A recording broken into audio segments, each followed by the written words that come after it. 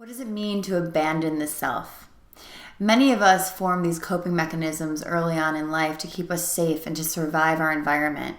But as we get older and mature, we start to notice that those coping mechanisms that once kept us safe are now keeping us stuck and in what I would call a prison. But what is this prison? This prison is keeping us away from the true authentic self. Watch this video.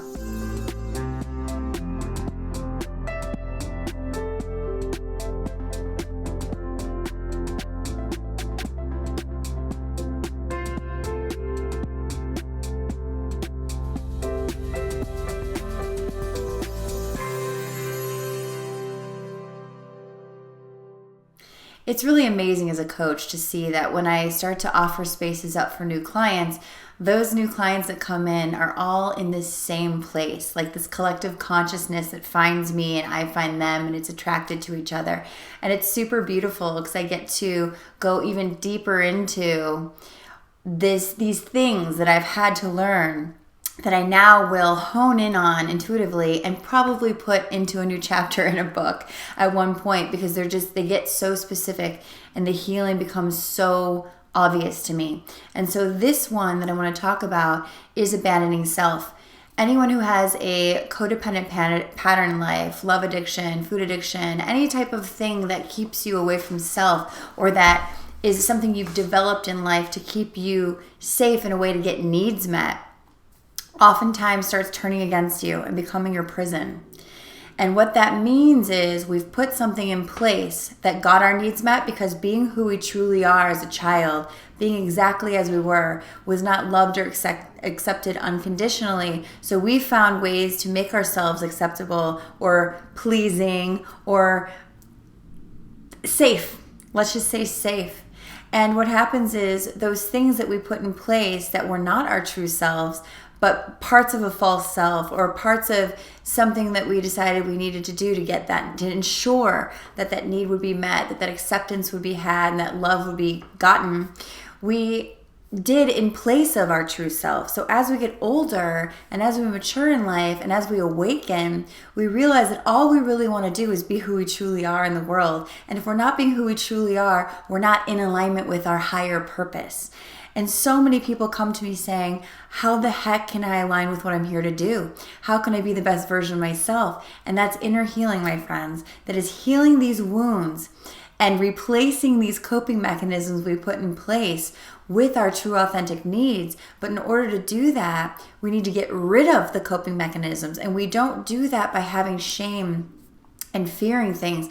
We do that by understanding and having forgiveness. Understanding the reasons we put these mechanisms in place to begin with. And what I want to show you is your inner child who created these mechanisms and put these in place was brilliant, because she or he knew that this was probably the only way they were to get their needs met and feel safe in the world and feel seen.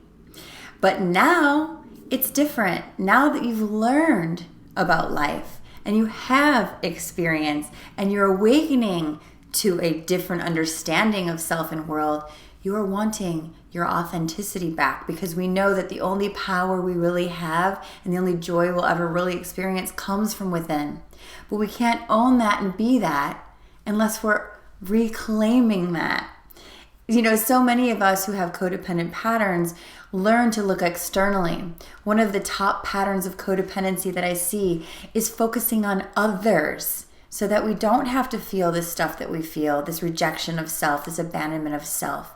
We focus on others, or we do, and we focus on doing and getting things done and being busy.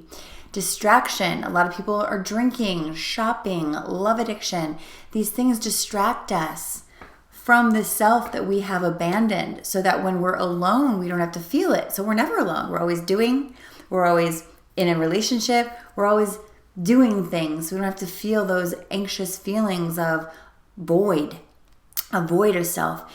And so what I'm here to remind you of is to reclaim the self, is to stop abandoning the self. What that means is to look at these coping mechanisms you've put in place of focusing on others, of love addiction, of whatever it is for you, externals, and not judge them, but notice them and say, holy cow, I have fear about becoming the person I really want to become, because I don't trust myself to not put the mechanism of focusing on others before myself. One client I'll just mention, because it was a perfect example, was telling me how she has this goal of losing weight, but she's really afraid of having a consistent pattern, and she doesn't know why. And immediately I saw that the fear of having this pattern is because she doesn't trust herself, that when her coping mechanism comes in, other people's needs, so anyone could come in at any time with a need, other people's needs, or just anything in general, getting things done. If anything that comes up that needs to be done, or anyone else's need comes up, she knows she will abandon herself and her need to lose weight, to have her schedule for them. So it's really about choosing self and learning that that is not guilty. See, most of us with codependent patterns were also born in an environment where we were trained that to attune with others is how we stay safe and loved. But what I have to teach, and what I try to help people understand, is that that is the lie.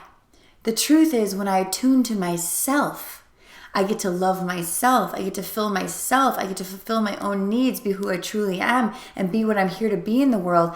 And then I'm able to help others, serve others, cater to others. But it's not about attuning to others. I have another client who feels guilty when she puts herself first because she's afraid others won't agree. That's about the permission slips. And if you guys are doing my self-love masterclass, you know all about this, because there's a whole lesson on the permission slip. We look to people, authority figures, for permission, anyone outside of us, to give us permission that it's okay to tune into ourselves. And this needs to end. There's no more abandoning of self. I have a huge program that I'm launching in a couple of months called Emotional Rehab. It's all about healing these wounds and reattuning. Soul Lab is already out. Check that out. It is exactly this: reassessing and realigning with the true self, realigning with your true authentic needs and living in alignment with that to be your purpose. All the links are below. Also, I just wanted to mention that I'm starting group coaching. We're going to be doing group coaching, 6-month program as well, that is starting in a week. So please look at all the links below. I love you guys. Please share and subscribe if you haven't already. Namaste.